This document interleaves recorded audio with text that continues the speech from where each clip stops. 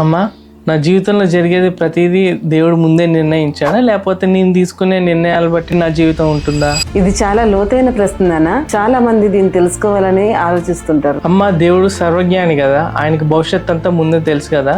అవును నాన్న, దేవునికి గతం, వర్తమానం, భవిష్యత్తు ముందే తెలుసు. కానీ తెలుసుకోవడం వేరు, బలవంతంగా జరిగించడం వేరు.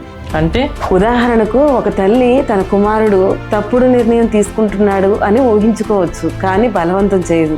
అలాగే దేవుడు కూడా మన యొక్క నిర్ణయాన్ని, మన ఆలోచన ముందే తెలుసుకుంటాడు, కానీ మనకు ఎంపిక చేసుకునే స్వేచ్ఛనిస్తాడు. అంటే నా నిర్ణయాలకు కూడా విలువ ఉందా? అవునానా, దేవుడు మనల్ని రోబోట్లుగా సృష్టించలేదు. ప్రేమ, విశ్వాసము, దయ, వాత్సల్యత, కరుణ, జాలి ఇవన్నీ స్వచ్ఛందంగా మనకు అనుగ్రహించాడు. అయితే దేవుడి ప్రణాళిక మన మీద ఏముంది?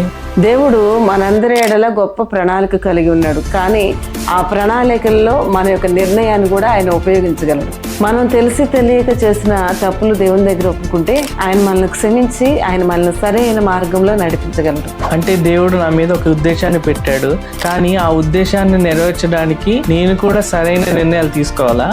అవును నాన్న, దేవుడు మనకు దారిని చూపిస్తాడు, కానీ ఆ దారిలో, ఆ మార్గంలో మనం నడవాలా లేదా అనేది మన ఎంపిక. మరి మీ అభిప్రాయం ఏంటి?